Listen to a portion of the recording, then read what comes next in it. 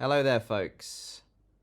Mark Francois, chair of the ERG, he turned up today on Dan Wootton's GB News programme and tried to spin a humiliating defeat for the ERG and their total irrelevance now into a positive. Get a load of this.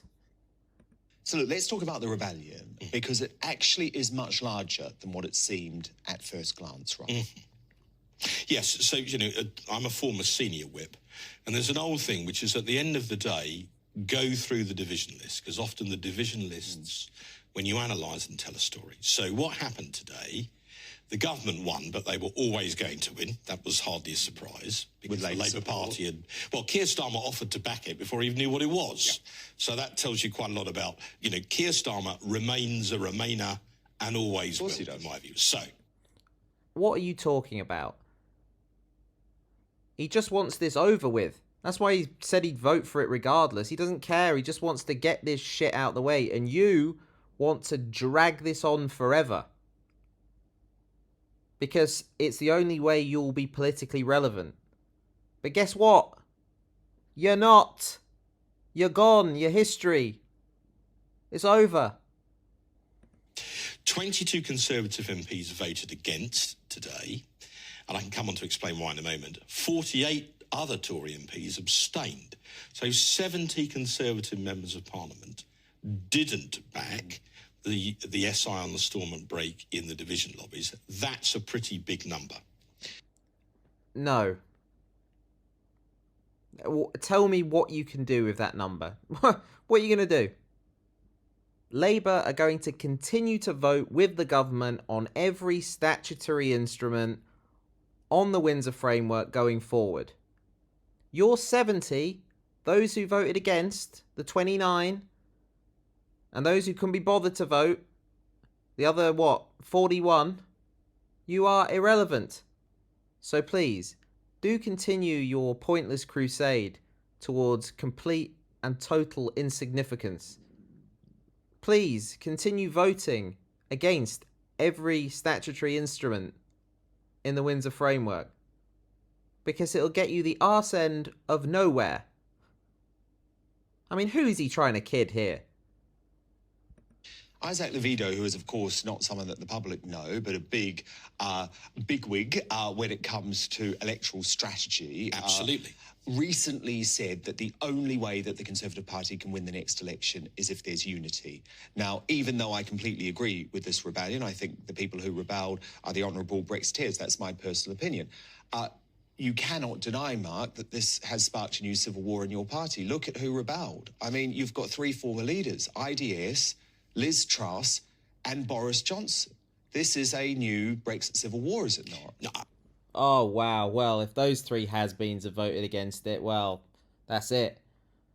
I mean, Boris Johnson's probably going to get the boot. Liz Truss is so incompetent, I wouldn't trust her to put a letter in a postbox correctly. And Ian Duncan Smith is guaranteed to lose his seat at the next general election. So, wow, great. Forgive me, Dan. I think civil war's a bit strong. What happened today was there was a vote in the House of Commons on the statutory instrument about whether or not to implement the Stormont Brake. And 70 Tory MPs didn't vote for that. Compared to some of the events of the last few years, that is not civil war. That's not even a skirmish. But what I think it is important is, why didn't those MPs support the brake? Well, it's called complete and utter selfishness and self-interest. These people do not care about the union. Spare me, please. Please. It's total ego and self-interest. In the case of Boris Johnson, it's an improvement on his own deal. A deal that he championed for 2.5 miserable, agonising years. Just because it's not got his name on it anymore, it's not got his fingerprints all over it, He's decided to be a petty little git and put himself again before the country and his party. We're always limited for time in TV interviews, but very quickly, the problem with the brake is it was billed to us and many others as a veto. It was oversold. It completely was. Why? Very Sunak. Well, look, very quickly. But it was, wasn't it? Well, it was Sunak who sold it, and he oversold it. Well, I think some of the people around him were mainly responsible for the overselling. To use a medieval phrase, I think the king was badly advised. Very frank about where Sunak stands when it comes to the ERG. He says you're irrelevant now. His people are briefing to the newspapers over the weekend that the ERG doesn't matter, that he doesn't give a damn that you're not backing this bill because he's going to force it through with the moderates in his party. And tonight, he makes it pretty clear that he isn't worried about the rebellion. So I don't want to sound like...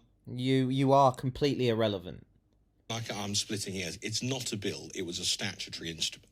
The government could have gone for a bill, a Windsor framework bill, in order to bring these things in via prime legislation. Of course, but the Stormont Brake is indicative of who would have voted for or against. Well, they've chosen to do it via a variety of statutory instruments.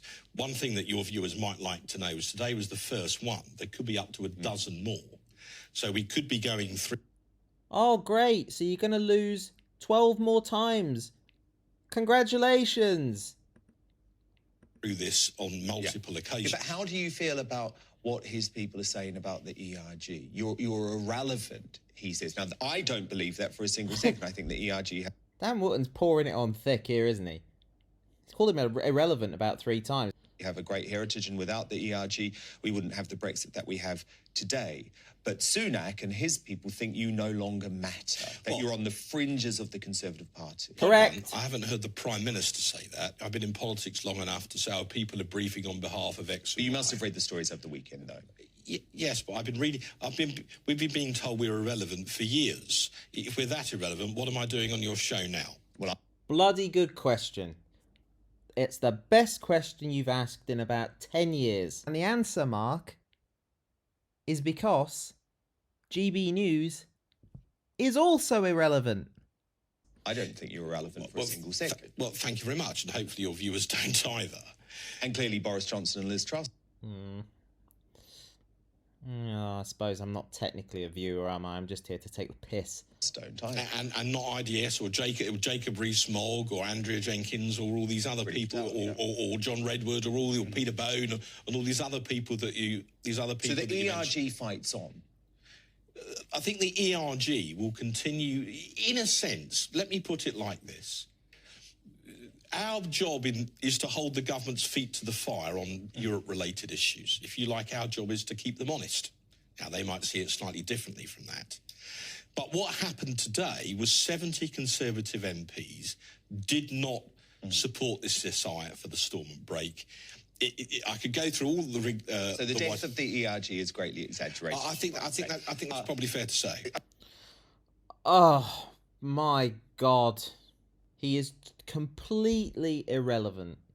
There's so much Brexit fatigue now that even Steve Baker has given up.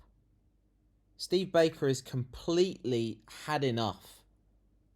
He just wants it done. You know what? Steve Baker's probably going to end up drifting left. Didn't he have a mental breakdown? He suffered from depression. He had several mental breakdowns or something like that. Probably because of all this shit relating to Brexit. God almighty, the fatigue. Look at Francois. He's so completely unaware of the fatigue that everyone in the nation is suffering from this shit. And they used to suggest people like me wanted to drag this out. Oh, you want to drag this out because you want to rejoin the European Union. Trust me. At this point, let's get out and then we can work on a democratic way of getting back in. But as of right now, for fuck's sake, Mark, genuinely, you are a nothing, a nobody, a zero. Completely irrelevant politically. Oh, trying to convince himself otherwise, but it's he's got a tough job in his hands there. All right, thanks for watching.